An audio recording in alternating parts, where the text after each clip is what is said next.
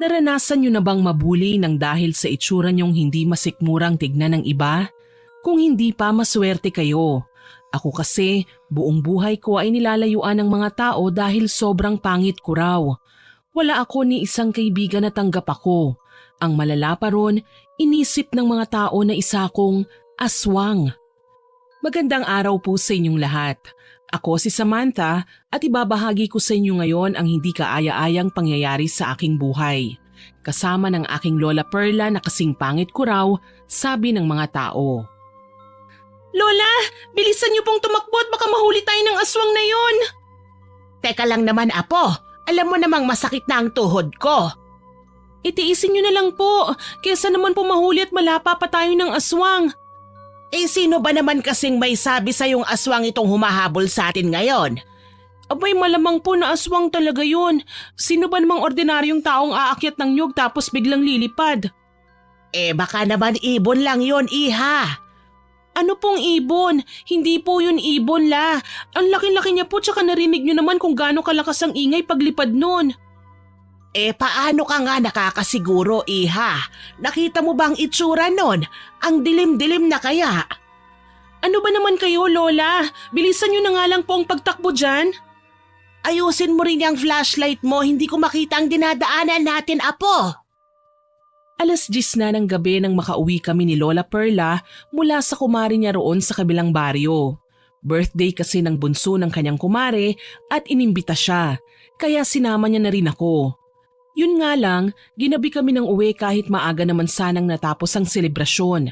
Nakipagchismisan pa kasi roon ng lola ko, tsaka naghintay rin ng ipapauwing ulam. Kung nakinig nga lang si Lola Perla sa akin, hindi sana kami ginabi ng uwi. Doon na nga kami dumaan sa Nyugan kasi may shortcut doon.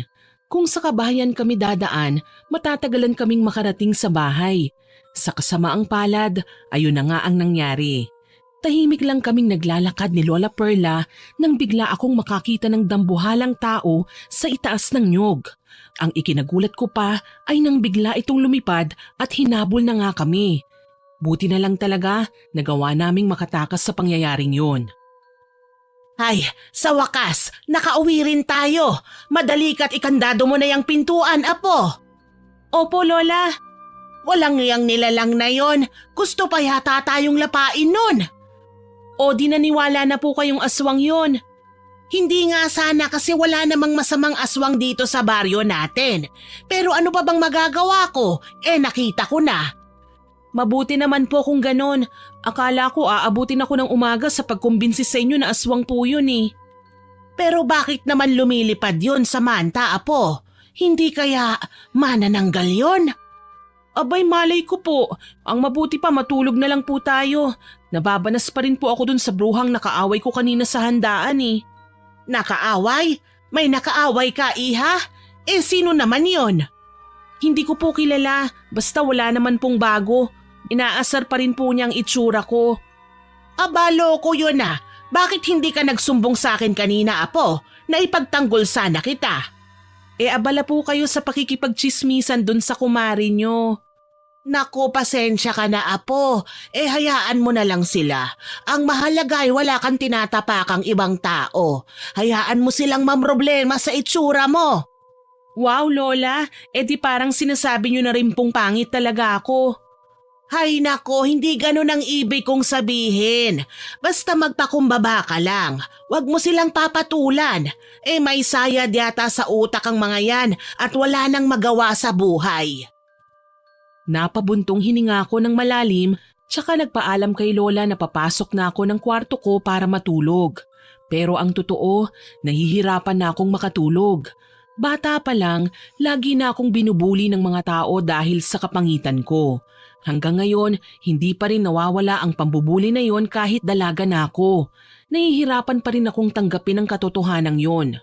Itong kapangitan ng itsura ko, ginawa itong basihan ng mga tao sa sinasabi nila na baka aswang daw ako.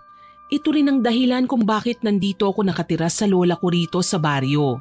Taga-syudad naman talaga ako nandun ang aking buong pamilya.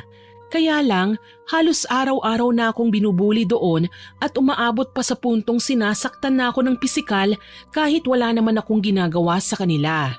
Kaya ayun, naisipan nila inay at itay na ipadala ko rito sa baryo. Dito na lang daw ako manirahan kasi mas ligtas ako sa pambubuli. Pero meron pa rin naman, hindi nga lang kasing lala ng mga naranasan ko sa syudad.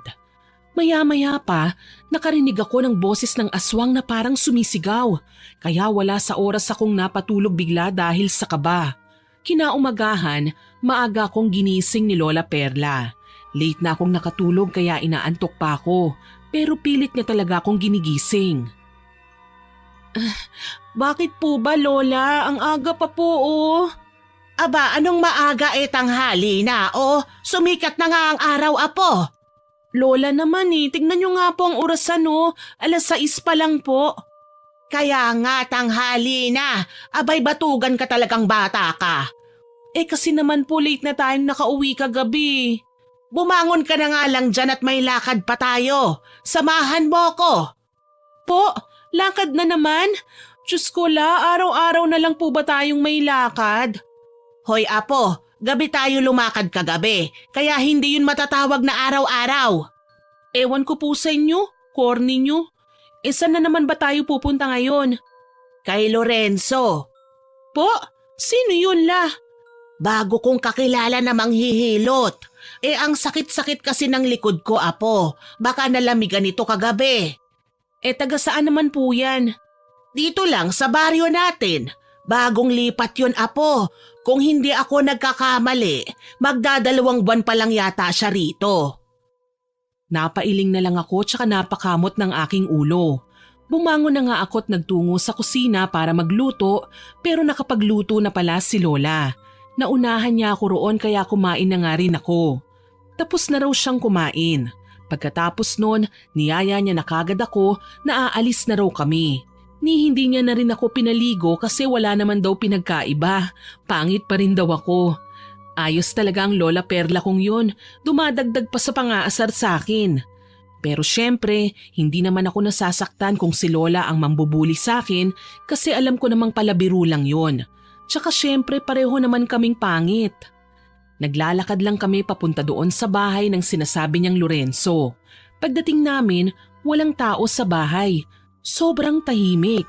Niyaya ko si Lola Perla na umuwi na kami kasi mukhang may maagang lakad yung sinasabi niyang Lorenzo. Pero ayaw umuwi ni Lola. Naghintay muna kami roon ng ilang minuto hanggang sa dumating na nga ang hinihintay namin.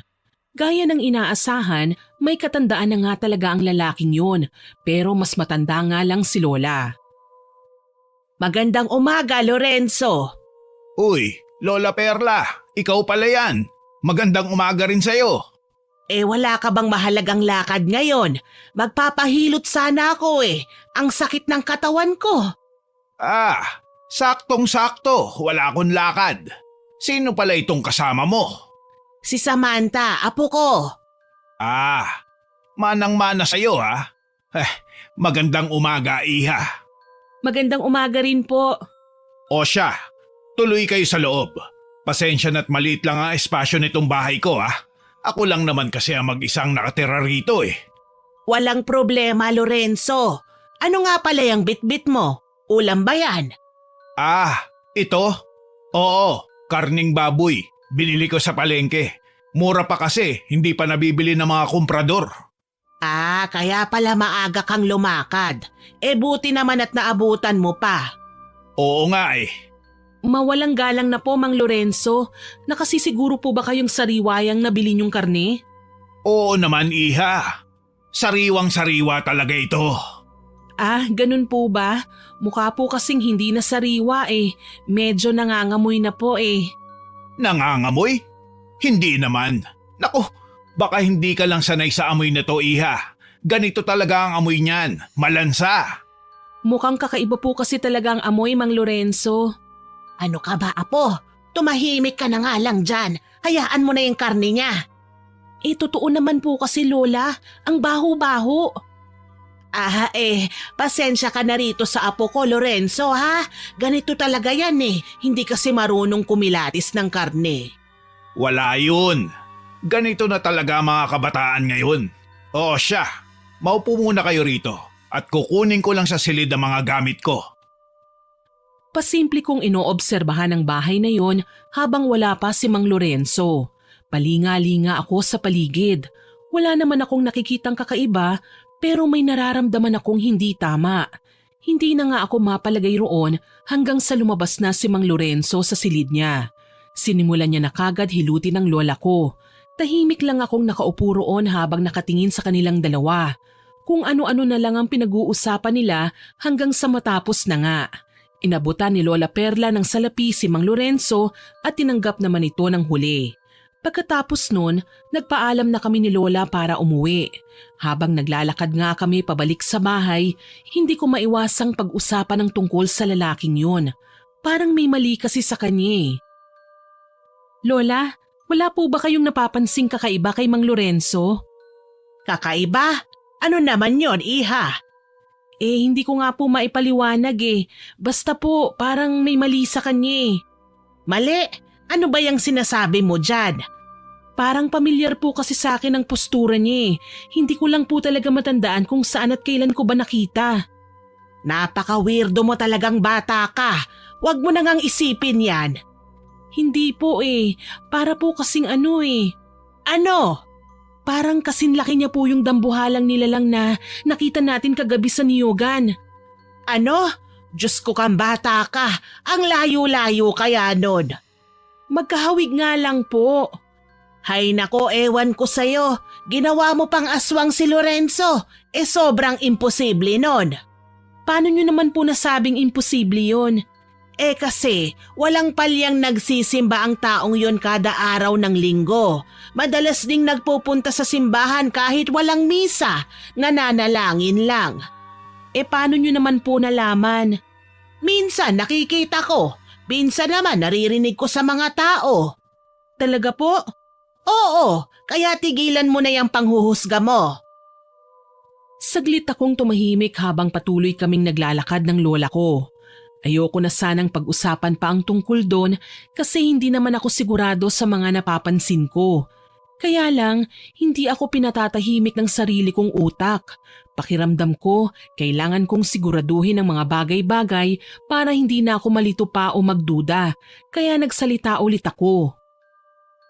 La, ang baho po kasi ng bahay ni. Ano naman ngayon kung mabaho, apo? Kakaiba po kasi ang amoy. Nagtitiis lang ako kanina pero malapit na po talaga akong masuka. Parang amoy patay. Talaga? Bakit parang hindi ko naman naamoy yon? Yung dala niyang karne lang ang naaamoy ko. Basta po, parang may amoy patay po talaga Hindi kaya aswang po talaga si Mang Lorenzo? Abay, loko kang bata ka. Tigilan mo nga yan, Samantha. Alam mo namang masama ang mambintang. Ano pang pinagkaiba mo ron sa mga taong nagsasabi na isa ka ring aswang dahil dyan sa itsura mo? Grabe naman po, Lola. Ibang bagay naman po yun. Hindi, pareho lang yon. Nanghuhusga ka na rin ng kapwa, apo. Masama yan. Eto na nga po, tatahimik na. Mabuti. Siya nga pala, mamayang gabi na pala ang selebrasyon ng anibersaryo sa kasal ni Doña Mercedes. Inimbitahan niya ako noong nakaraang linggo, iha. Sumama ka sa akin, ha? Ayan na naman po tayo Puro na lang kayo may lakad. Wala nang katapusang lakad. Abay, malamang. Alangan namang gagapang ako. Ewan ko po sa inyo, Lola. Ang corny-corny nyo talaga. Matapos ang halos 20 minuto naming paglalakad, nakauwi na rin kami sa bahay. Pinilit pa ako ni Lola Perla na sumama sa kanya mamayang gabi. Doon nga raw kami pupunta sa bahay ng kilala niyang mabait na mag-asawa sa kabilang baryo, kung saan kami dumalo ng kaarawan. Mayaman ang mag-asawang yon pero wala raw silang anak. Baka baog ang isa sa kanila. Ang bilis lang talaga ni Lola na makahanap ng bagong kaibigan kahit mukha rin siyang aswang sa itsura niya. Ano na, apo? Sasama ka sa akin mamaya, ha? Titignan ko po, Lola. May gagawin pa po kasi ko ngayon Ano naman ang gagawin mo? May lakad ka ba? Opo, rarakit ulit ako, pandagdag sa aking ipon. Malapit na rin po kasing matapos ang school year na to Sa susunod na pasukan, mag-aaral na po ako ulit. Oo nga pala, iha. Sige, mag-iingat ka, ha? Opo. Pero samahan mo pa rin ako, Apo. Mamayang gabi pa naman yon. Titignan ko nga po. Abay, wag mo nang pag-isipan pa. Nasa kabilang baryo kaya yon at gabi na rin gaganapin ang selebrasyon. Hahayaan mo ba ang lola mong pumunta ron na mag-isa at umuwi rin mag-isa? Hindi ka ba mag-aalala sa akin na baka mapahamak ako sa daan? Naku, nakuha niyo pa talaga akong konsensyahin ano? Pwede namang hindi na kayo dumalo ron. Hindi naman kayo mahalagang bisita para sa kanila, kung sino man ang mga yan. Aba, lahat ng bisita ay mahalaga lalo na kapag sila na mismo ang nag-imbita sa akin. Oo na po, Lola. Basta hayaan niyo po muna akong magbanat ng buto sa araw na to. Maghahanap ako ng trabaho. Nag-iipon kasi ako ng pera para may pambayad ako ng matrikula sa susunod na taon ng pasukan. Huminto nga lang ako sa pag-aaral para makapag-ipon muna. Kung sapat na ang maiipon ko, tsaka ako papasok ulit sa kolehiyo. Kaya ayun na nga, nagpaalam na ako kay Lola at lumakad na. Bandang 10:00 ng umaga nang makahanap ako roon sa kabilang baryo kasi may nagpapalaba. Ang pakilala niya sa akin ay si Doña Mercedes daw, kaya medyo nagtaka ako. Parang ganun din kasi ang pangalang binanggit ni Lola sa akin na bago niyang kaibigan. Nagpakilala na nga ako sa kanya tsaka binati. Pagkatapos noon ay nagsimula na siyang sabihin kung ano ang gagawin. Ano nga ulit ang pangalan mo, Iha? Samantha po, Doña Mercedes. Okay, Samantha. Ang gusto ko sanang mangyari, bilisan mo ang paglalaba. Kailangan ko nang isuot mamayang gabi ang bestidang ito kaya dapat maisampay mo na kagad habang mataas pa ang sikat ng araw. Masusunod po, Doña. May selebrasyon kasi akong gagawin mamaya para sa anibersaryo ng kasal namin ng asawa ko. Handa na yung damit niya pero yung akin hindi pa. Kaya bilisan mo ang kilos mo Huwag kang mag-alala, mataas ako magpasahod. Ibibigay ko kagad sa'yo pagkatapos mong labhan at patuyuin yan. Opo, Doña Mercedes. O siya, magsimula ka na, Iha. Panay ngiti at tangulang ako kahit medyo nakakailang makipag-usap sa mayayaman. Mukhang hindi mabait ang Donya, pero hindi rin naman siya mukhang istrikta. Parang ordinaryong mayamang babae lang. Mas lumalakas nga ang palagay kong siya talaga yung Doña Mercedes na tinutukoy ng lola ko. Lalo na't nabanggit ng Donya ang tungkol sa anibersaryo ng kasal nila ng kanyang asawa na gaganapin mamayang gabi. Nagsimula na nga ako sa aking trabaho. Hindi lang isang damit ang nilalabhan ko. Medyo marami rin ang mga yon. Pero isang bestida nga lang ang gusto ni Doña Mercedes na siyang uunahin ko. Kaya yun na nga ang aking ginawa. Ingat na ingat ako sa paglalaba kasi baka masira ko pa. Mukhang mamahalin pa naman yun. Inuna ko na lang muna labhan yung bestida ng Donya bago ang iba. Pagkatapos ay sinampay ko na nga yun sa sampayan nilang nasa likuran ng kanilang bahay. Tsaka ako nagpatuloy sa paglalaba. Kaya lang, biglang may asong lumabas mula sa kung saan at tinatahulan niya ako. Naku, Doggy, peace tayo ha. Huwag mo akong tinatahulan dyan. Aba, inaano ba kitang aso ka? Diyan ka lang ha, huwag kang lalapit. Anak ng tokwa, hoy, huwag kang lumapit sa akin, diyan ka lang, Doggy. Naku naman, oo. Doña Mercedes, Ma'am, sa inyo po ba itong aso? Mukhang mangangagat po yata ito Doña, nandyan po ba kayo? Diyos ko, bakit walang sumasagot? Naloko na talaga ito. Teka, hoy, aso! Anong ginagawa mo? Lumayo ka riyan sa bestida ng Donya! Alis! Alis! Hindi ko malaman kung anong mali sa asong yun. Parang baliw na aso yata kasi tinatahulan niya ang sinampay kong bestida ng Donya tsaka niya itong inangat-ngat. Kaya sobrang natataranta na ako sa pagsuway dito. Kaya lang, ayaw talaga nitong paawat. Halos mangyak-ngiyak na nga ako sa kasisigaw. Binabato ko na nga ng kung ano-anong bagay ang asong yun pero ayaw talagang tumigil. Hindi rin ako makalapit kasi baka kagatin ako. Hanggang sa napaigtad na lang ako sa gulat nang biglang lumabas ng bahay si Doña Mercedes kung saan ako naglalaba. Paglabas niya, tumakbo rin palayo ang aso. Anong nangyayari dito? Nako, ang bestida ko!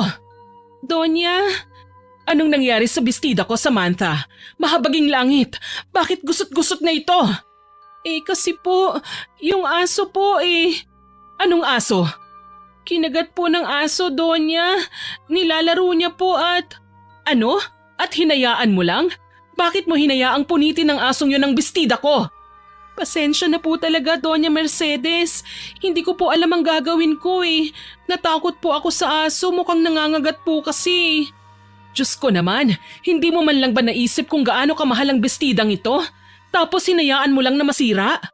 Pasensya na po talaga, Donya. Anong magagawa niyang pasensya mo kung nasira na ang bestidang isusuot ko mamaya? Bayaran mo ito! Po? Narinig mo ko, Samantha. Bayaran mo itong bestida ko. Higit 1,000 ito nung binili ko. Pero may awa pa rin naman ako. Kaya sarado 1,000 na lang ang ipapabayad ko sa'yo.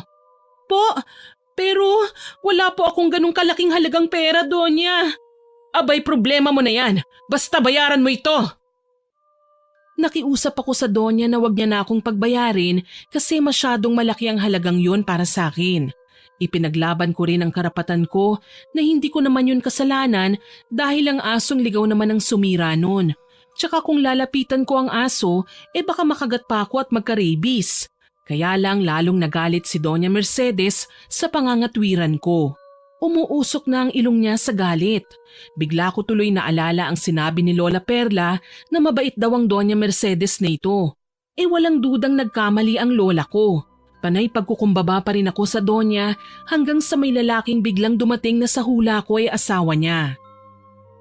Mahal, ano nangyayari dito? Bakit ka sumisigaw riyan? Mahal, mabuti naman at nandito ka. Tignan mo nga itong bestida ko para sa selebrasyon nating mamayang gabi Sirang-sira na. Kasalanan ng babaeng yan. Bakit? Ano bang nangyari dyan? Ninatngat ng asong ligaw at hindi man lang pinigilan ng labanderang yan.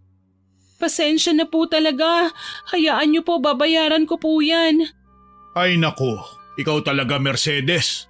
Gumagana na naman ang iyong ugali. Huwag mo nga pakitaan ng ganyang pag-uugali itong sino ka nga ba ulit, Iha? Samantha po. Okay, Samantha. Ako si Don Perfecto. Pagpasensya mo na ang ugali ng asawa ko, ha? Nagmamaldita na naman Pero mabait talaga yan. Ayos lang po yun, kasalanan ko naman po Hoy, nandito pa ako. Kung makapag-usap kayo parang walang ibang tao rito Basta nagkasundo na tayo, Samantha. Wala kang sasahurin sa akin kasi hindi mo naman natapos ang trabaho mo. Nasira mo pang bestida ko. Umuwi ka na nga lang. Pero Donya, huwag ka nang magsalita pa. Simulan mo nang maghanap ng pera at nang mabayaran mo na itong bestida ko. Pati susuotin ko mamaya po problemahin ko patuloy. Tsaka ikaw na babae ka, huwag kang magtatangkang takasan ako sa utang mo dahil ipapahanap kita. Talagang makukulong ka kung tatakasan mo ko. Naiintindihan mo? Mahal naman. Huwag naman ganun. Hindi ikaw ang kinakausap ko, Perfecto. Manahimik ka nga muna riyan. O ano, Samantha? Naiintindihan mo ba ako? Opo, Doña Mercedes. Mabuti kung ganon. Pwede ka nang lumayas dito. Naaalibadbaran na ako sa pagmumukha mong yan. Ang pangit-pangit na nga, ang tanga-tanga pa. Naiyak na lang talaga ako sa mga salitang naririnig ko mula kay Doña Mercedes. Hindi ako makapaniwalang mabait ang tingin ni Lola Perla sa kanya. Namumroblema na nga ako kung saan hahanap ng 1,000, nasaktan pa sa pagkutsa ng Donya sa itsura ko. Kahit kailan talaga, hindi na nilulubayan ng mga tao ang mukha ko. Umalis na lang ako sa malaking bahay na yon habang humihikbi ako. Sinubukan akong pigilan ni Don Perfecto para pagaanin ang kalooban ko. Pero nagpaalam na lang ako sa kanya. Mabuti pa ang Don may kabaitan pa. Yung asawa niya, halimaw naman pala kung magalit. Palakad-lakad lang ako sa kabahayan at hindi ko pinapansin ang mga tao sa paligid ko. Kahit alam kong pinagtitinginan nila ako kasi may pangit na babaeng naglalakad sa lugar nila. Ipinagpatuloy ko na lang ang paghahanap ng bagong racket kaysa uuwi ako at makita ni Lola Perla ang ganitong kalagayan ko. Habang naglilibot nga ako, hindi ko inaasahang makakasalubong si Mang Lorenzo. May dala uli siyang plastik ng karne, pero hindi na yun mabaho sa pagkakataong yun. Samantha, ikaw yung apo ni Lola Perla, hindi ba? Ako nga po. Naku, pasensya ka na ha.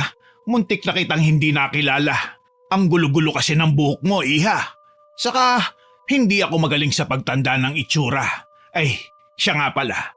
Anong ginagawa mo rito? Naghahanap lang po ako ng racket. Talaga? Tapos, may nahanap ka na ba? Meron po pero minalas naman kagad. Bakit? Ano bang nangyari? Basta po, minalas. Mukhang minalas ka nga talaga. Basta't mag-iingat ka, iha, ha? Huwag kang magpagabi sa daan. Baka magaya ka nung isang dalaga ron sa baryo natin. Po? Bakit po? Nako, hindi mo pa ba nabalitaan? Nabalitaan ang alin po? May dalaga raw na inaswang noong nakaraang linggo pa. Tapos kagabi lang, natagpuan na lang napatay na. Sinipsip daw ang dugo. Ano? Seryoso po ba kayo? Oo, iha. Malapit na nga akong magsisi kung bakit lumipat pa ako rito sa baryong ito eh. May masasamang aswang pala rito. Nako, kung alam ko lang, sana hindi na lang ako rito bumili ng lupa. Seryoso po talaga? May namatay na po rito dahil sa aswang? Seryoso nga yun, iha. Mag-iingat ka na lang, ha? Baka hindi lang isang aswang dito. Baka marami sila. Naku, o siya, paalam na muna sa'yo, ha? Mauna na ako. Mag-iingat ka. Sige po, ingat din po kayo. Pag-alis ni Mang Lorenzo, hindi na mawala-wala sa isip ko ang tungkol sa sinabi niya. Nakalimutan ko tuloy ang babayaran kong 1,000 kay Doña Mercedes. Natuon ang aking atensyon sa aswang na sinabi ni Mang Lorenzo at pati na rin sa dalagang biktima na yon. Nagpatuloy pa rin ako sa paglalakad. Maya-maya pa, may nakita akong mga taong nagtitipon-tipon mula sa unahan. Mukhang nagchichismisan yata at sobrang seryoso ng mukha nila. Naisip ko na baka pinag-uusapan nila ang tungkol sa aswang na yon kaya pa simple akong dumaan para palihim na magnakaw ng impormasyon. Kaya lang, sa halip na makasagap ng balita, bigla ba naman nila akong pinagtawanan kasi ang pangit ko nga raw. May isa pang nagsabi na mukha raw akong aswang. Yung isa naman, sinabi na baka aswang nga raw talaga ako. Kaya ayun, tumakbo na lang ako palayo sa kanila at bumalik na sa baryo namin tsaka dumiretso ng uwi sa bahay ni Lola Perla. O Samantha, iha, nandito ka na pala. Opo, Lola. Kumusta naman ang iyong lakad? May nahanap ka bang racket? Wala po eh. Marami pong requirements yung nakita ko. Wala po ako nun eh. Ganun ba? Naku, ayos lang yan, iha. Opo, marami pa naman pong iba dyan. Tama. O siya, kumain ka na ba? Nananghalian ka na? Hindi pa po eh. O sige, tatapusin ko muna tong niluluto ko, iha, at nang makakain na tayo. Opo, sige po. Hindi ko pinahalata kay Lola Perla na malungkot ako at kagagaling lang sa pag-iyak. Kasi ayokong pati siya ay mag-alala at mamroblema na rin sa halaga ng perang babayaran ko. Sobrang bigat ng loob kong pumasok sa kwarto ko. Nagmumuni-muni na nga ako kaagad pagpasok ko pa lang. Pero may napansin akong kakaibang bagay na nakalapag sa aking mesa na nasa gilid ng bintana. Agad ko itong nilapitan tsaka dinampot at sinuri ng tingin. Ano ito? Kwintas? Ang laki naman yata nito. Kanino ba ito? Tsaka anong klaseng kwintas to? Bakit parang mukhang ngipin ng kung anumang dambuhalang nilalang? Matanong nga si Lola. Lola! Oh, bakit apo? Sa'yo ba itong kwintas dito sa mesa ko? Ano ka ma? Kwintas po, nandito po sa mesa ko. Sa inyo po ba ito? Ha? Anong kwintas? Abay malay ko po, kaya nga tinatanong ko po kayo eh. Halika nga rito sa kusina, apo. Patingin ako. Anong kwintas ba yan? Kunot na kunot ang aking noo habang kinikilatis ko ng maayos ang kwintas na yon. Hindi siya ordinaryong kwintas. Hindi yun tipong pang-fashion. Halatang sariling gawa lang yun ng kung sino mang nagmamay-ari noon. Sobrang makaluma niyang tignan at parang pandigma pa.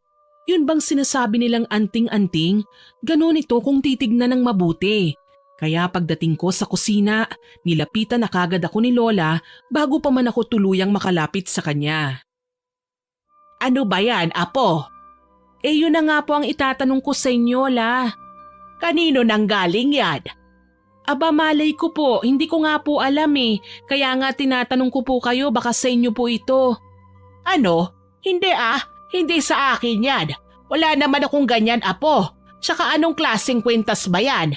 Mukhang anting-anting Kaya nga po mukha talaga siyang anting-anting. Paano po kaya ito napadpad sa mesa ko sa kwarto? Nako, baka may nag-iwan yan dyan, apo. Malapit pa naman sa bintana yung mesa mo. Oo nga po La. Baka nga po may nag-iwan ito. Pero bakit naman? Bakit niya iiwan ng ganitong bagay sa mesa ko kung sino man siya? Yun ang hindi natin alam, iha. Ang mabuti pa, itago mo na lang yan dyan. Malay mo, baka pampaswerte yan. Di yayaman tayo bigla. Ay nako, Lola Perla. Itatago ko na nga lang po ito. O sige, malapit na ring maluto yung ulam natin. Kakain na tayo maya-maya. Opo. Pagkatapos kong itago sa ilalim ng aking kama ang anting-anting na yon, nananghalian na nga ako kasabay si Lola. Wala naman akong ibang lakad sa araw na yon, kaya naglaban na muna ako tsaka naglinis ng buong bahay. Kinahapunan, nakita kong naligo si Lola. Hindi ko na pinansin pa yon kasi madalas naman siyang naliligo tuwing hapon. Pero noong nagbihis na siya ng magandang damit, medyo nagtaka ako kung saan ang lakad niya. Tsaka ko lang naalala na may pupuntahan nga pala siyang selebrasyon ng anibersaryo ng kasal. Doon kina Doña Mercedes at Don Perfecto. Lola, saan ka po pupunta? Doon ba sa nag-imbita sa inyong Donya? Oo, iha. Yung sinabi ko sa'yo kaninang umaga. Teka, bakit hindi ka pa naghahanda dyan? Sasama ka sa akin. Ganun po ba? Pasensya na po pero hindi ako sasama sa inyo at hindi rin kayo pupunta ron. Ano? Anong hindi ako pupunta? Aba, hindi pa pwede yan, apo. Wag na pong matigas ang ulo nyo, Lola. Dito na lang po kayo sa bahay. Walang aalis dito. At bakit naman, Aber? Nagkasundo na tayo kanina na pupunta ako roon at sasabahan mo ko.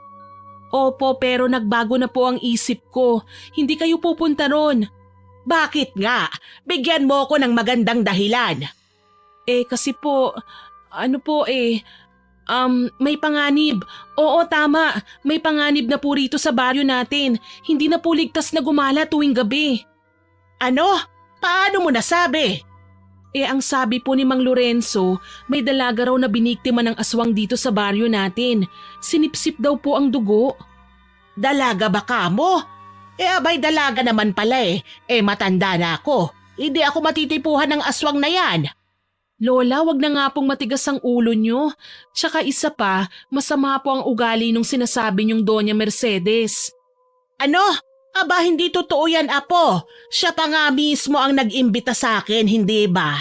Mabait sa akin ang babaeng yon. Bahala po kayo kung ayaw niyong maniwala. Basta hindi ko kayo papayagang umalis. Kitang-kita ko ang pagmamaktol ng lola ko pagkatapos niya akong talikuran. Daig niya pa talaga ang bata. Ako itong apo niya pero siya ang mas matigas ang ulo.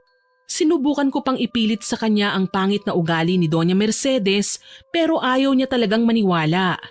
Kung sa bagay, hindi ko naman sinabi kay Lola ang pangyayari doon sa bahay ng Donya. Wala namang mabuting maidudulot kung malalaman pa yun ng lola ko. Kinaumagahan, nagpaalam ulit ako kay Lola Perla na lalakad ulit ako para ipagpatuloy ang paghahanap ng raket. Aalis na sana ako pero gusto niya raw sumama kaya sumakit ang ulo ko. Pakiramdam kasi ni Lola bagets pa siya Akala mo naman malakas pa ang mga buto niya. Dito na lang po kayo, Lola. Mainit ang panahon ngayon. Baka mamaya himatayin pa kayo sa kalalakad. May payong naman tayo, iha. Tsaka ayoko nang walang ginagawa, Ang boring ng buhay. Gusto kong maglakwatsa habang buhay pa ako. Hay naku, Lola naman. Huwag na nga pong matigas ang ulo nyo. Dito lang kayo sa bahay. Hoy, apo. Ikaw namimihasa ka na, ha? Kahapon, pinigilan mo akong pumunta sa selebrasyon ng anibersaryo ng kasal. Ngayon naman, ayaw mo akong payagan na sumama sa'yo. Kailan mo ako papayagan, apo? Kapag patay na ako? Wag naman po kayong magsalita ng ganyan. O sige na, sasama na kayo. Basta wag po kayong magrereklamo na masakit ang katawan nyo pagkatapos nito ha. Oo, Apo, pangako, wala kang maririnig sa akin. Didiretso lang ako kay Lorenzo para magpahilot. Ewan ko po sa inyo. Tara na nga po. Ang daldal nyo po talaga eh. Lumakad na nga kami ng lola ko. Nagdala ko ng bote ng tubig tsaka payong at scarf para sa lola ko. Wala masyadong naghahanap ng empleyado sa baryo namin kaya doon pa rin kami nagpunta sa kabilang baryo. Naglalakad pa rin kami. Pagdating namin doon, hanap na nga ako ng hanap. Hindi na nga lang ako makahanap ng maayos kasi palagi kong tinitignan kung ayos pa ba si Lola Perla. Mukhang ayos naman siya at ganadong-ganado pa rin. Ang taas ng energy niya. Maya-maya pa, biglang naglaro ang tadhana.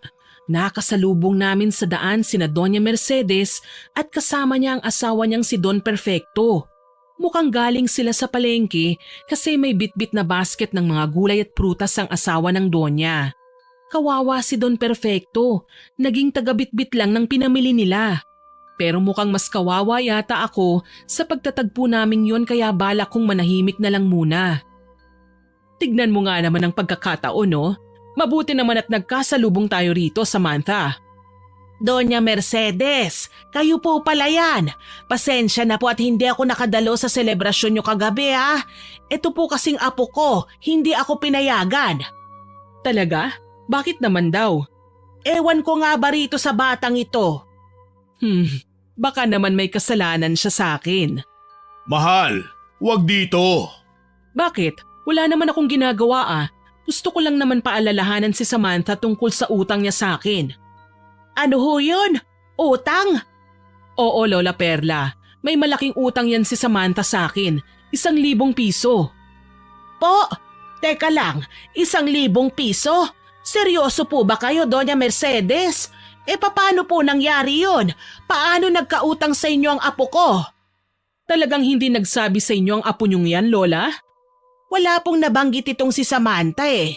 Pwede niyo ho bang sabihin sa akin kung ano ang nangyari? Wala na akong panahon para dyan. Marami pa akong gagawin, Lola Perla. Tanungin mo na lang yung apo mo at ipaalala mo sa kanya na sa kulungan siya pupulutin kung tatakasan niya ang kanyang responsibilidad. Yun lang po. Magandang araw sa inyo. At sa walang pasabi, umalis na nga ang Donya kasama ang asawa niyang ginawa niyang alipin. Sigurado kong nahihiya na si Don Perfecto sa ugaling pinakita ng asawa niya pero wala siyang sapat na lakas ng loob para suwayin ang ginang. Halatang underdesaya ang lalaking yun. Nang tuluyan ng makalayo ang mag-asawa, tsaka lang ako binalingan ni Lola Perla. Ang talim ng tingin niya sa akin na para bang may malaki akong kasalanan sa kanya. Kaya ayun, napilitan akong ipaliwanag kay Lola ang lahat ng pangyayari doon sa bahay ng mag-asawang mayaman. Magkahalong emosyon ang nakikita ko sa mga mata ni Lola pagkatapos niyang malaman ang lahat. Naroon ang gulat, galit at pagkayamot para sa ginang. Siguradong hindi niya inaasahan na pangit pala ang ugali ng Donyang muntik na niyang tingalain at sambahin. Por Diyos por Santo, hindi ko inaasahang ganun pala ang ugali ni Doña Mercedes, apo. Sinabi ko naman po sa inyo masama talaga ang ugali niyan. Abay, hindi mo naman kasi nilinaw sa akin na ganun pala kasama. Nilinaw ko po sa inyo, sadyang ayaw nyo lang po talagang maniwala sa akin. Masyado kasi kayong nagpapaniwala sa mga taong hindi nyo pa lubusang nakikilala, Lola. Oo na, apo. Mali na ako. Inaamin ko na. Mabuti naman po kung ganun. Pero apo, paano mo babayaran yung sinasabi ng Donya na 1,000 mong utang sa kanya? Yun na nga po ang pinoproblema ko Pero wag po kayong mag-alala. Hahanap at hahanap po ako ng paraan. Ako na po ang bahala. O sige apo, naway makahanap ka kagad ng mapapasukang trabaho. Makalipas ang ilang araw, wala pa rin talaga akong mahanap na trabaho. Sobrang lala ng agawan ng raket. Kung saan-saang bayan na nga ako napupunta para mamasukan sa kahit na anong trabahong kaya ko. Pero wala pa rin talaga Kahit kaya ko, hindi nila ako tinatanggap. Siguro dahil pangit ako, Mukhang aswang, buhaghag ang buhok, maitim ang balat, pangit manamit at maruming tignan kahit naliligo naman ako. Kaya ayun, napag-isipan kong pumunta na lang sa bukid. May maliit kaming lupa roon na pinagtamnan ng mga saging, kamote, mga gulay at kung ano-ano pa.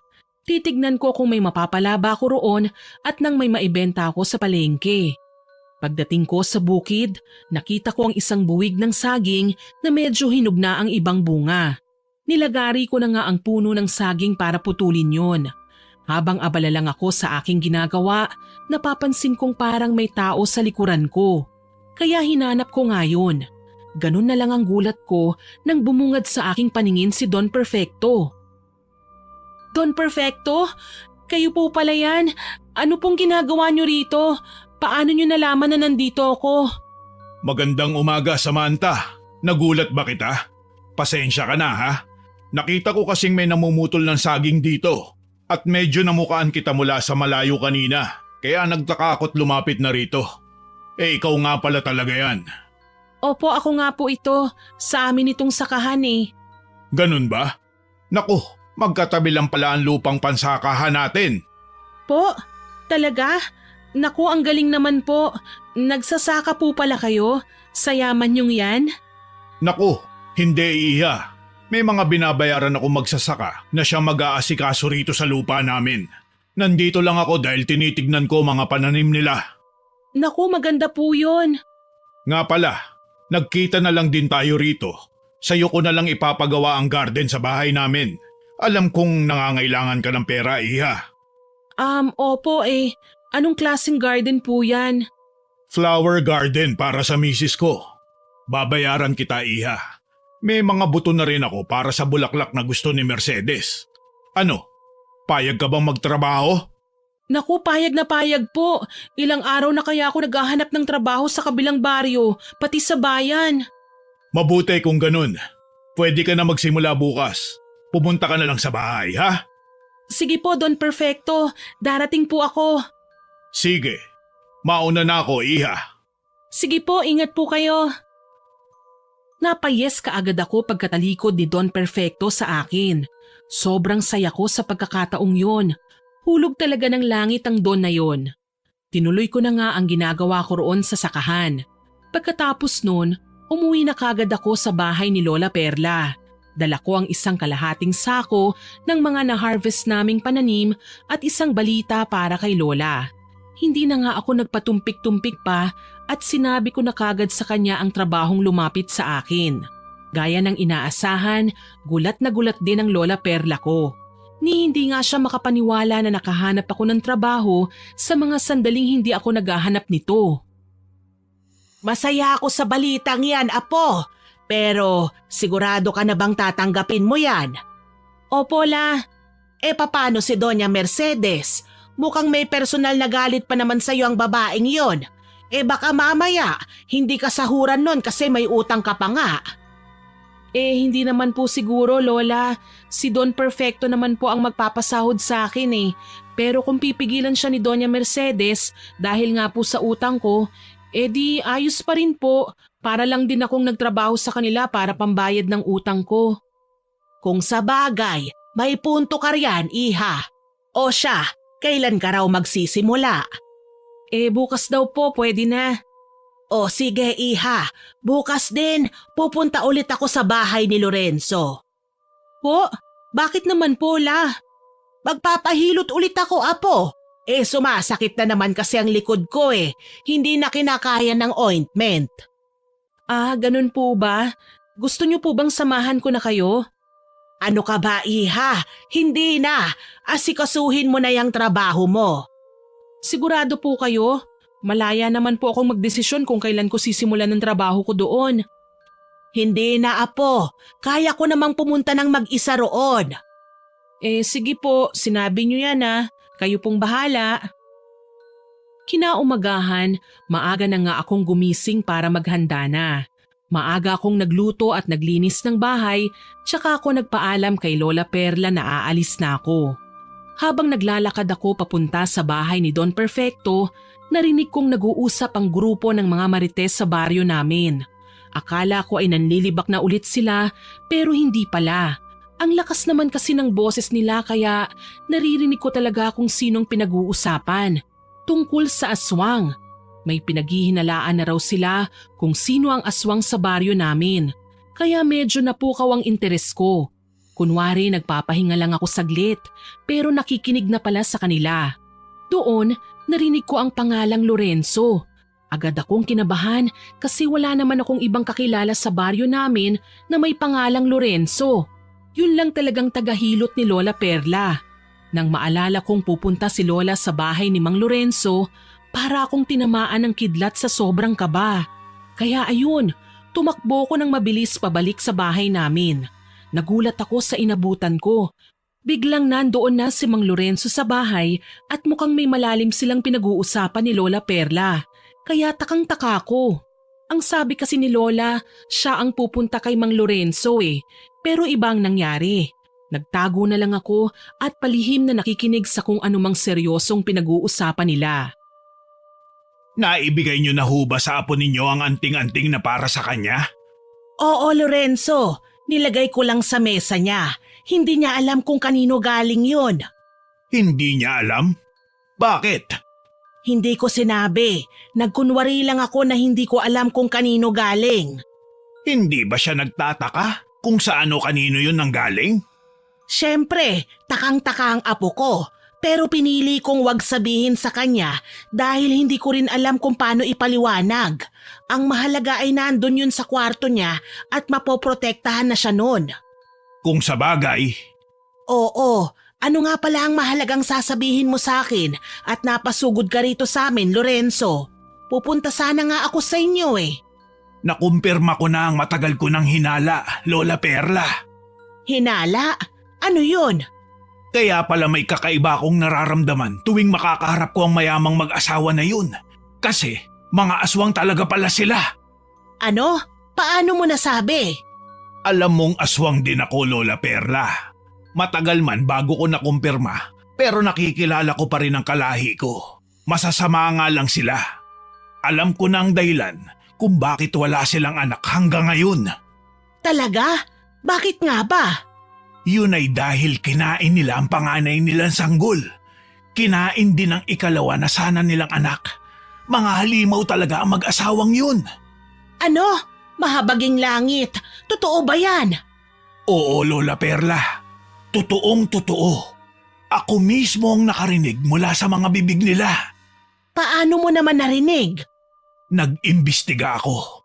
Pumanik ako sa bahay nila. Nung gabing tulog na ang lahat ng tao sa paligid, maliban sa mag-asawang aswang na yun. Nag-aaway sila. May kalakasan ng kanilang boses. Hindi ako makapaniwala sa mga impormasyong ito. Sino ba namang mag-aakalang ganong klaseng nilalang pala sina Doña Mercedes at Don Perfecto? Naku naman, doon pa naman pumunta ang apo ko. Hindi po pwede ito. Kailangan natin siyang puntahan doon.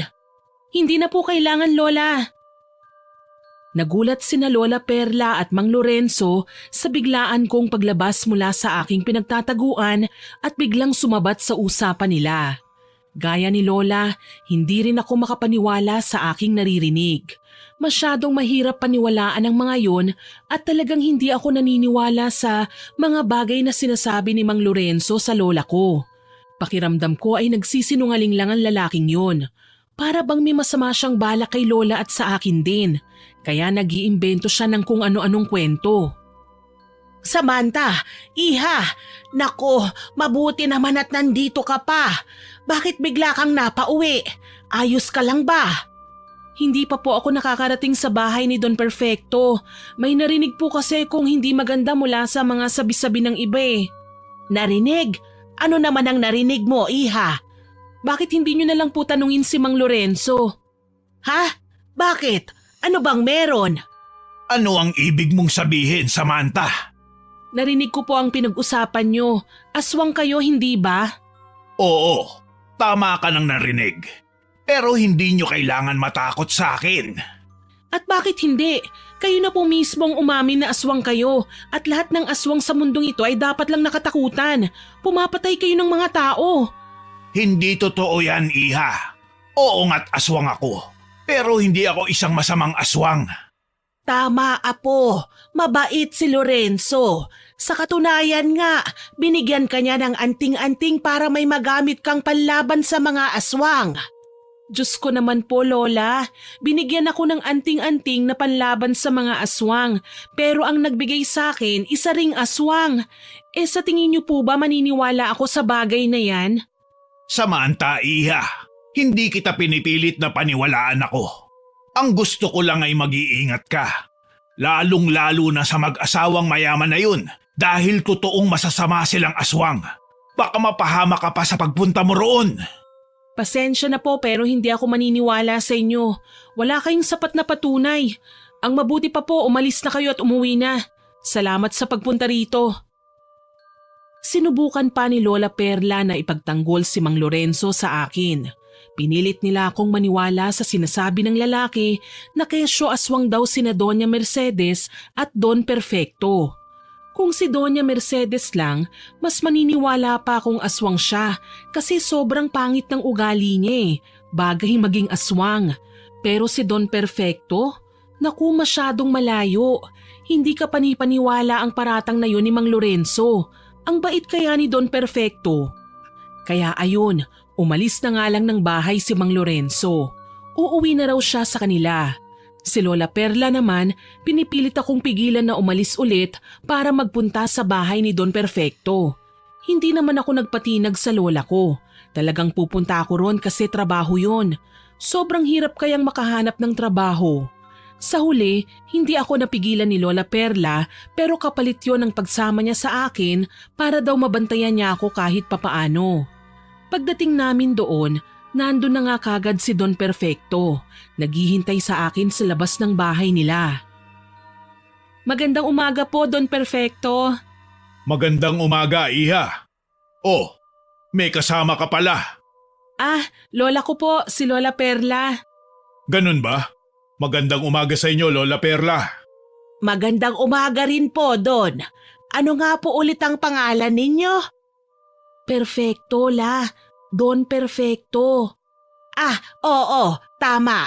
Magandang umaga rin po, Don Perfecto. O sige, heto na ang mga buto ng bulaklak, Iha. Tara na't pumunta na tayo sa likuran ng bahay. Doon daw kasi gusto ng misis ko na palagyan ng hardin. Sige po. Pagkahatid niya sa amin sa likuran ng bahay nila, nagkukwento muna si Don Perfecto tungkol sa kung ano-anong mga bagay. Nagsisimula na rin ako sa trabaho ko. Si Lola Perla naman, nakaupo lang doon sa gilid at nanonood sa akin. Sobrang sama ng aura niya kaya lagi ko siyang sinisenyasan nang ngumiti-ngiti naman siya kahit papaano. Maya-maya pa, nagpaalam na si Don Perfecto sa amin. Kukuha lang daw siya sa kusina ng pangmeryenda, kaya nagpatuloy na ako sa aking ginagawa. Kumpleto naman ang mga kagamitan na gagamitin ko roon sa pagtatanim ng mga bulaklak. Habang abala ako sa ginagawa ko, bigla akong nakarinig ng babaeng nagsasalita. Nandun si Doña Mercedes at medyo nagtataray na naman siya. Anong ginagawa mo rito, Samantha? Hindi ba't naghahanap ka dapat ng racket ngayon para may pambayad ka na sa utang mo sa akin? Ito na nga po ang ginagawa ko, Doña Mercedes. Ano nga ang ginagawa mo? Nagtatrabaho po rito sa inyo. Ano? Anong magtatrabaho ka rito? Wala akong maalalang kinuha kita bilang katulong dito. Hindi po ako katulong dito. Saglit lang po ako rito sa bahay nyo kasi gagawan ko lang kayo ng garden. Kinuha po ako ni Don Perfecto Ganun ba? Pues, pwede ka nang umalis ngayon. Hindi pa nga po ako nakakalahati sa trabaho ko, Donya. Wala akong pakialam. Maghanap ka ng ibang trabaho. Huwag dito sa amin. Sandali lang naman po. Mukhang hindi po yata tama na palayasin niyo ang apo ko. At bakit hindi? Kasi ang asawa niyo naman po ang magpapasahod sa kanya. Hindi naman po kayo. Wala akong pakialam. Bahay ko to at ayokong may nakikita kong ibang tao rito. Lalo na ang mga kagaya nyo. Ang papangit ng pagmumukha nyo. Maglola nga talaga kayo. Kinikilabutan ako. Aba, hindi na po tama yung ginagawa nyo Kung gusto nyong umalis kami rito, di aalis kami. Hindi nyo na po kailangan pang laitin kami ng apo ko. Bakit? Totoo naman Nakakatakot tignan yung mga itsura nyo. Hindi ba kayo marunong maligo at magsuklay? Ang sama naman pala talaga ng ugali mo. Naniwala pa naman akong mabait ka. May nalalaman ka pang paimbi-imbita sa akin sa selebrasyon nyo noong nakaraan. At naniwala ka naman, Lola Perla.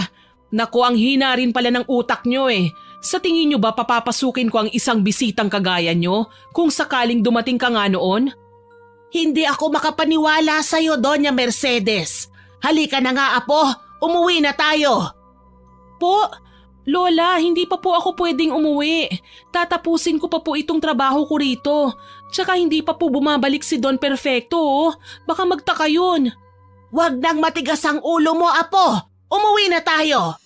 Narinig mo yon, Samantha? Huwag nang matigas ang ulo mo at lumayas na kayo rito sa pamamahay ko. Hindi ako tumatanggap ng mga taong pangit dito sa bahay. Hinila ako ni Lola Perla palabas ng gate ng malaking bahay na yon. Nagmatigas pa ako pero wala akong nagawa. Labag sa loob kong umuwi sa amin kasama ang lola ko. Masama rin ang loob ko, hindi lang kay Doña Mercedes, kundi pati na rin kay Lola Perla mismo. Kaya ko naman sanang tagalan ng pagtataray ni Doña Mercedes sa akin para lang sa sahod ko. Kaso wala na, tinapon na ni Lola Perla ang tsansa kong magkapera sa araw na yon.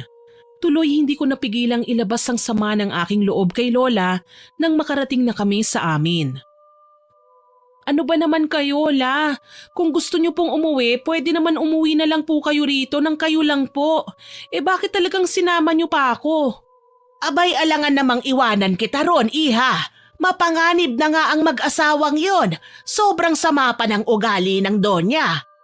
Hindi ko naman po yun ikamamatay. Ang mahalaga, makaipon po ako ng pera pambayad sa kanya. Marami pang ibang trabahong mapapasukan dyan, Apo. Ano pong marami? Alam niyo po kung gaano kahirap makahanap ng trabaho, Lola. Huwag nga po kayong ganyan. Kailangan ko po ng pera bago pa matapos ang school year na to. At bakit naman? Malamang para makapag-aral na nga po ako ulit. Hindi niyo naman po ako kayang pag-aralin kaya nga nag-iipon po ako ng pera. Pasensya ka na, Apo. Hay nako, kailangan ko rin po ng pera para makabili ako ng mga pampaganda. Ano? Pampaganda ba ka mo, Apo? Bakit naman? Tinatanong pa po ba yan? Sawang-sawa na po akong makutsa sa kapangitan ko Sawang-sawa na akong mapagkamalan na aswang. Sawang-sawa na po akong pagtawanan ng ibang tao. Hindi naman totoo yung sinasabi nila, Samantha, Apo. Hindi totoo na aswang ako, pero totoo pong mukha akong aswang sa kapangitan kong ito. Apo, wag mong sasabihin yan. Totoo naman po ang pangit-pangit ko. Kaya nga wala po ako maski isang kaibigan Wala ring nagmamahal sa akin. Hindi totoo yan. Nandito ako, Iha. Mahal ka ng lola mo. Alam niyo po kung anong ibig kong sabihin, Lola. Tsaka isa pa, namimiss ko na po sina Inay at Titay sa syudad. Pati na po ang mga kapatid ko. Gusto ko na pong umuwi roon Pero hanggat pangit pa ako, hindi po ako makakauwi sa amin Pasensya na, Apo. Hindi ko alam na yan pala ang nararamdaman mo. Hindi ko na pinansin ang lola ko. Humakbang ako palabas ng bahay pero bago ko pa man magawa yon, mabilis na akong hinarangan ni Lola at kanya sinara ang pintuan. Pinigilan niya akong umalis. Nagpumilit ako pero ayaw niya talaga. Ipinaliwanag ni Lola sa akin kung bakit hindi ako pwedeng bumalik sa bahay ni Don Perfecto. Para na raw akong naghuhukay ng sarili kong libingan noon. Sa umpisa, hindi talaga ako naniniwala sa sinasabi ni Mang Lorenzo na aswang ang mag-asawang yun. Pero nung si Lola na ang nagsabi, parang nagbago bigla ang isip ko. Hindi ako makapaniwala na bago pa man yun malaman ni Mang Lorenzo, alam na pala ni Lola Perla ang lahat. Nagkunwari lang pala ang lola ko na wala siyang kaalam-alam. Pero siya pala ang unang nakatuklas. Natakot lang daw siya kaya nananahimik. Medyo nagtampo ko saglit dahil hinayaan niya akong sumulong sa bahay na yon. Gayong alam naman pala niyang mga aswang sila. Yun pala, may mga tao na pala siyang sinabihan na bantayan ako. Mga kakilala niya raw at manunugis ng mga aswang. Ang tindi ng lihim ng lola ko. Dahil doon, nakumbinsi ako ni Lola Perla na pumunta sa bahay ni Mang Lorenzo. Magkasama kaming nakarating doon para pag-usapan ng isang napakahalagang bagay. Oh, Lola Perla, Samantha, anong sadya niyo at naparito kayo bigla? Nandito kami dahil may sasabihin sa'yo ang apo ko. Ano yun? Mang Lorenzo, pasensya na po kayo sa mga sinasabi ko sa inyo kanina ha. Ang gulo-gulo po kasi, ang dami pong nangyari sa araw na ito. Wala yun, Iha. Naiintindihan ko naman. Naniniwala na si Samantha sa mga sinasabi natin, Lorenzo. Talaga? Anong nangyari at biglang nagbago ang isip niya? Pinatunayan ko. Ikaw na nga ang magpaliwanag dito sa apo ko kung ano ang dapat niyang gawin. O sige. Bago nagsimulang magpaliwanag si Mang Lorenzo, inayos niya muna ang kanyang pagkakaupo. Nakaupo rin ako katabi ni Lola at kaharap namin ng lalaki. May dinukot siyang kung ano-anong bagay sa bulsa tsaka niya yun pinakita sa akin. Nakilala ko kagad ang itsura nun kasi katulad yun ng kwintas na anting-anting na tinago ko sa ilalim ng aking kama. Tunay ngang si Mang Lorenzo ang nagbigay noon sa akin at idinaan lang niya kay Lola. Kung bakit niya ako binigyan noon, yun ang hindi ko pa alam. Kaya tinanong ko na nga siya. Mang Lorenzo, ano po bang meron? Bakit niyo po ako binibigyan noon? Birhen ka pa ba, Iha? Po? Bakit niyo naman po naitanong yan? Sagutin mo na lang, apo. Aba, oo naman po. Birhen na birhen pa po ako. Hindi pa nga po ako nagkakanobyo eh. Bakit po ba? Kung ganon, talagang ikaw ang posibleng magiging susunod nilang biktima. Yung dalaga noong nakaraan na biniktima ni Don Perfecto, birhen din yun. Po? Teka, hindi ko po maintindihan eh. Ipaliwanag niyo nga po sa akin kung ano ang nangyayari at kung anong kinalaman yan sa pagbigay niyo sa akin ng anting-anting. Hindi lang basta-basta aswang si Don Perfecto, Iha. Isa rin siyang manyakis. Gusto niya ng babaeng birhen. Pinagsasamantalahan niya muna ang babae bago niya sinisip-sip ang dugo at kung minsan ay nilalapa pa. Silang dalawa ng asawa niyang si Doña Mercedes. Po? Totoo po ba yan? Ikaw ang bahala kung ayaw mo pa rin maniwala. Hindi naman po sa ganun, pero parang ang hirap po kasing paniwalaan eh. Masyado po silang maganda at gwapong tignan para maging aswang. Hay nako, ayan ka na naman sa pag-iisip mong yan, apo eh. Bakit ba? Kapag ba aswang, kailangan pangit ka agad? Sa ganun naman po madalas ang nangyayari eh. Tama na yan. Ang masasabi ko lang sa'yo, Iya, ay mag-iingat ka. Huwag kang kakagat sa bitag ni Don Perfecto sa'yo. Saka mas ligtas ka kung isusuot mo palagi ang anting-anting na bigay ko sa'yo. Huwag mong itago sa loob ng iyong damit. Ilabas mo talaga para mas matakot sila na biktimahin ka. Opo, Mang Lorenzo. Maraming salamat po. Pero huwag kang pakampante. Hindi ganun kalakas ang kapangyarihan ng anting-anting na yon para protektahan ka. Kailangan mo pa rin magdoble ingat at huwag kang magpapalinlang sa kanila. Opo, tatandaan ko po yan. Pagkatapos naming pag-usapan ng bagay na yon, nabanggit ni Mang Lorenzo na may lakad raw siya mamayang gabi. Pagsapit ng 12:00 ng hating gabi, patuloy raw siyang magmamasid sa bahay ng mag-asawang aswang para maghanap pa ng dagdag na ebidensya na siyang magpapatunay sa pagiging aswang ng mag-asawang yun. Medyo natatakot ako sa balak niyang gawin, pero biglang nagsabi si Lola Perla na sasama raw siya. Tumutol ako pero ayaw magpaawat ni Lola, kaya napagpasyahan kong sumama na rin. Sobrang kabado na ako noon, parang hindi pa ako handang masaksihan ng sarili kong mga mata ang pagiging aswang ni na Doña Mercedes at Don Perfecto, pero nilakasan ko ang aking kalooban. Pinalipas namin ang araw na yon na puro aswang lang ang pinag-uusapan namin. Doon pa rin kami nanatili sa bahay ni Mang Lorenzo hanggang sa naghapunan na nga kami. Pagkatapos noon, hinintay na naming sumapit ang hating gabi tsaka kami palihim na lumakad. Nag-aalala ako para kay Lola Perla kasi matanda na siya, pero hindi talaga nagpapaawat ang lola kong yun hanggat desidido siyang gawin ng isang bagay. Buti na lang at malakas pa rin ang lola ko kahit matanda na. Sigurado ka bang sasama ka sa amin, Lola Perla? Kaya niyo ba ang lamig? Kayang-kaya ko yon, Lorenzo. Huwag mo kong alalahanin. Gusto ko ring makakita ng kakaibang pangyayari sa bahay ng mag-asawang yon. Baka pagkatapos nito magpapahilot na naman po kayo sa akin dahil nalamigan ang katawan ninyo. Ayos lang yon. May pambayad pa naman ako. Ano po? Ibig sabihin kada nagpapahilot po kayo kay Mang Lorenzo, lumalabas na po pala kayo sa gabi noon para maghanap ng mga aswang? Parang ganun na nga, iha. Teka, bakit hindi ko po alam yan? Dahil lumalakad lang ako tuwing tulog ka na. Diyos ko naman, Lola, sobra-sobra na po talaga yung katigasan ng ulo nyo. Ay nako, hindi naman ako napahamak, apo. Kahit na po, ang tigas ng ulo nyo Oh, tama na yan. Tayo na't lumakad na tayo. Tahimik na ang paligid. Lumakad na nga lang kami. Balot na balot naman ang katawan namin para hindi lamigin. Buti na lang, may liwanag ng sinag ng buwan kaya pwede nang lumakad kahit walang dalang flashlight kasi maliwanag naman sa paligid. Pagdating namin doon, naghintay muna kami ng ilang minuto.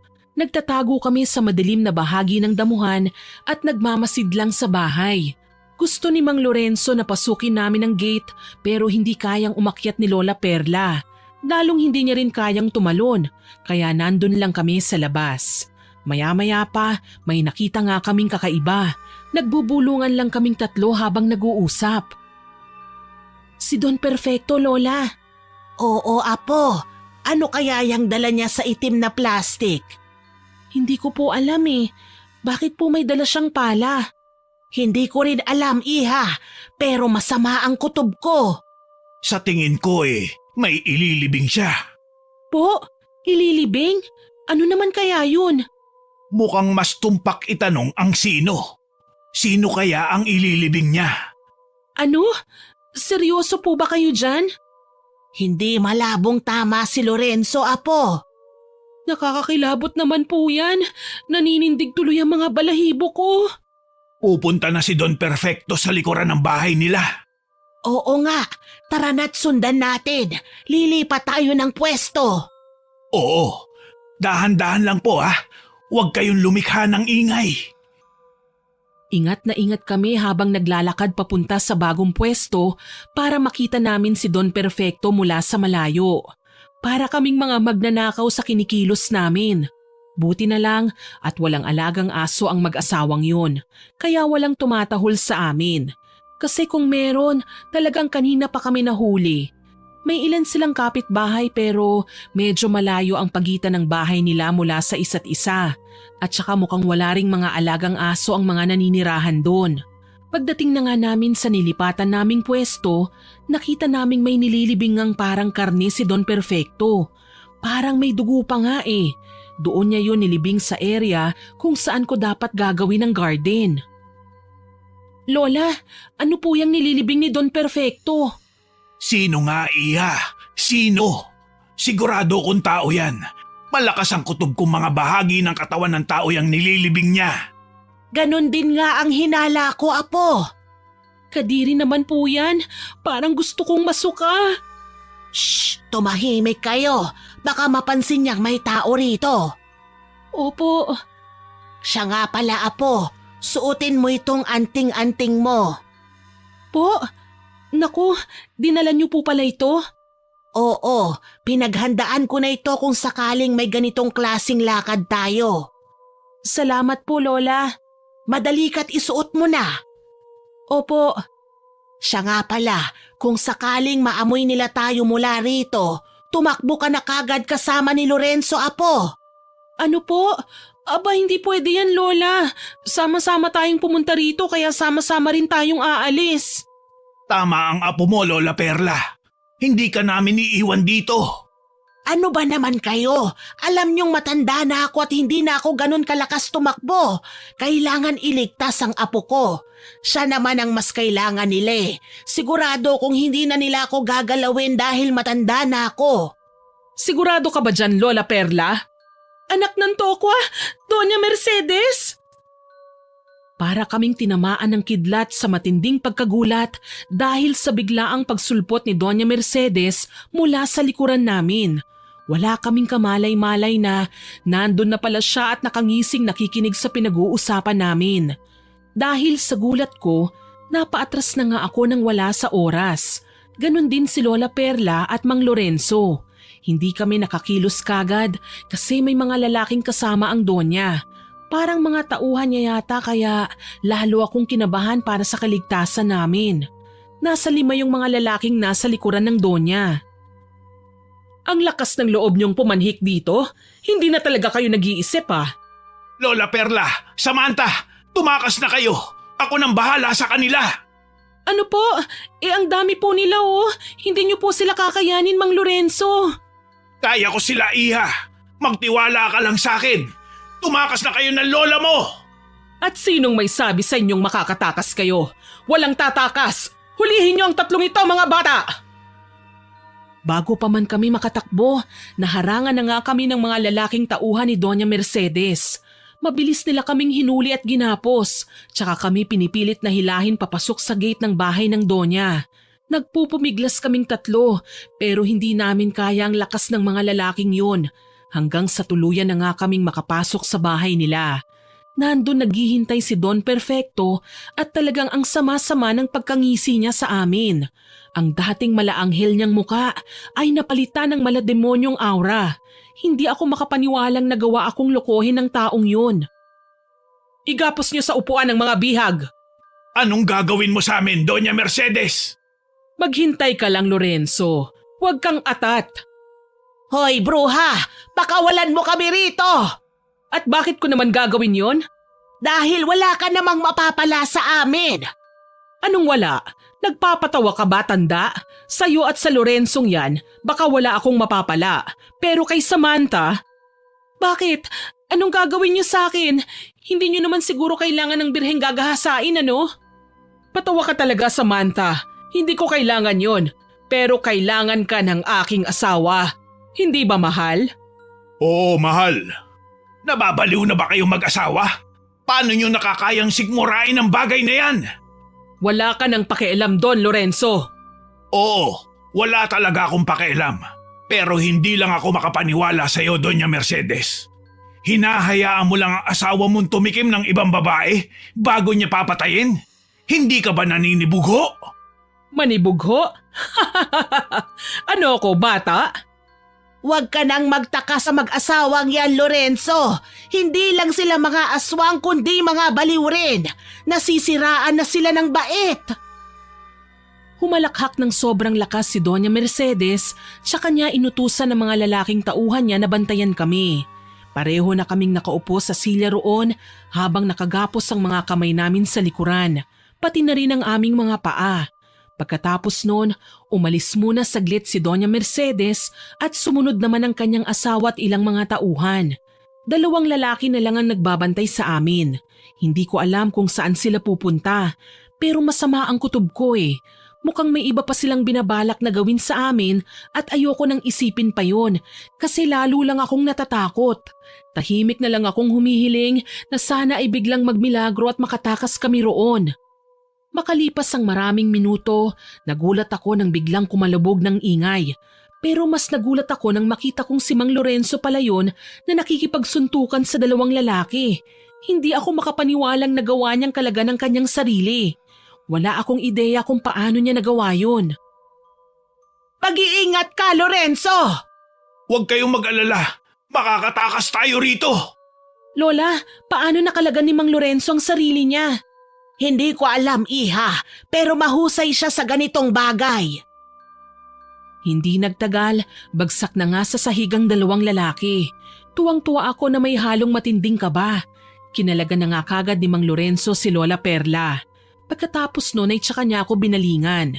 Sobrang bilis ng pintig ng puso ko dahil baka maabutan kami ng Don at Donya. Buti na lang at talagang malawak at malaki ang bahay nila. Mukhang hindi nila naririnig ang mga pangyayari sa loob ng silid kung saan nila kami ikinulong. Pagkatapos akong kalaga ni Mang Lorenzo, mabilis akong tumayo para tumakas na sana kami roon. Kaya lang, biglang pumasok ng silid sina Doña Mercedes at Don Perfecto, kasunod ng iba pa niyang mga tauhang lalaki. At saan naman niyo balak pumunta? Kung ayaw niyong dumanak ang dugo niyo rito sa sarili niyong pamamahay, patakasin niyo na kami, Doña Mercedes. Anong sabi mo? Patawa ka talaga, Lorenzo. Ang lakas din ng loob mong magmayabang dito sa sarili kong pamamahay. Sa tingin mo ba makakaalis kayo rito ng buhay? Hindi ako nagmamayabang, Doña Mercedes. Nagbibigay lang ako ng babala sa inyo ng asawa mo. Matapang ka, Lorenzo. Tignan natin ngayon ang tapang mo. Ako ang harapin mo. At sa isang iglap, bigla na lang sinugod ni Don Perfecto si Mang Lorenzo, kaya bigla akong napaatras at napakapit sa braso ng lola ko. Hindi lang si Don Perfecto ang kalaban ni Mang Lorenzo, kundi maging yung tatlong lalaki na sunod-sunuran sa mag-asawang aswang. Ilang beses na ngang napapasigaw si Lola para sabihing mag-iingat si Mang Lorenzo, lalo na't aswang ang kalaban niya. Ewan ko lang dun sa tatlong lalaki. Dahan-dahang humahakbang si Doña Mercedes papalapit sa pwestong kinaroroonan namin ni Lola Perla, kaya pabilis din ang pintig ng puso ko. Huwag kang lumapit sa akin! Bakit? Hindi ka pa ba handang mamatay, Samantha? Huwag kang matakot sa babaeng yan, Iha. Hindi nila tayo tuluyang masasaktan dahil may suot tayong anting-anting. Siguraduhin mo lang na hindi niya matatanggal yan sa leeg mo. Opo, Lola. Sa tingin niyo ba'y matatakot niyo ako sa anting-anting na yan? Hindi ako natatakot dyan! Kung ganon, patunayan mo! Nataranta ako bigla nang inatake kami ni Doña Mercedes. Ilag ako ng ilag sa pag-atake niya sa akin. Ganon din ang ginagawa ni Lola Perla tuwing siya ang binabalingan ng Donya. Sobrang nag-aalala na ako para sa kalagayan ng lola ko. Ni hindi nga kami gumaganti ng atake sa Donya kasi iwas lang kami ng iwas sa kanya. Habang nakikipaglaban kami, nahagip ng paningin ko si Mang Lorenzo na parang nanghihina na. Pero bagsak na yung tatlong lalaking tauhan ng mag-asawa kaya medyo napanatag ako. Si Don Perfecto na lang ang kalaban ni Mang Lorenzo sa mga sandaling yon. Apo, tumakas ka na rito! Po, hindi pwede yun, La. Sabay-sabay tayong aalis dito. Hindi kayo aalis. Magkamatayan na. Dito kayo ililibing sa pamamahay ko. Huwag kang magyabang, Doña Mercedes. Alam kong hindi mo magagamit ang kakayahan mo bilang aswang dahil sa suot naming anting-anting. Baka ikaw ang ililibing dito sa sarili mong pamamahay. Ah, ganun ba, tanda? Pwes tignan natin. Naku, hindi! Lola! Saglit akong natigilan ng hampasin ni Doña Mercedes ng upuan ng lola ko. Nanlaki ang aking mga mata habang bumagsak si Lola sa sahig at mukhang nawalan siya ng malay. Agad akong tumakbo papalapit sa kanya tsaka siya niyakap. Sigaw ako ng sigaw sa pangalan ni Lola pero hindi siya gumigising. Hindi ko napigilang umiyak sa labis na pag-aalala. Sa kabilang banda naman, nakita kong bagsak na rin sa lupa at may iniinda ng sakit sa katawan si Mang Lorenzo. Si Don Perfecto naman, nakaupo na sa gilid at mukhang nangihina na rin kaya napangisi ako. Hindi ko maintindihan ang nararamdaman ko. Parang nagkaroon ako bigla ng lakas para lumaban. Sa isang iglap, bigla na lang akong tumayo at mabilis kong dinampot ang upuan na ginamit ni Doña Mercedes sa lola ko. Tsaka ko yun binato ng malakas sa kanyang ulo kaya bumagsak na din siya. Hindi ko siya tinigilan. Hinampas ko siya ng hinampas gamit ang silya na yon. Mahal! Hayop kang babae ka? Hindi ka na naawa sa matanda? Papatayin kita, Samantha! Ikaw ang papatayin ko para ito sa lola ko. Ito naman para sa mga inosenteng taong biniktima nyo ng asawa mo. Tigilan mo na ang asawa ko, Samantha! Hindi! Papatayin ko ang bruhang ito! Tama na, Samantha! Tama na! Maawa ka! Huwag mo akong papatayin! Hindi ako tumigil sa paghampas sa kanya. Nagmamakaawa na siya sa akin pero tuloy pa rin ako hanggang sa tuluyan na nga siyang nawala ng malay. Napasigaw ng malakas si Don Perfecto dahil doon.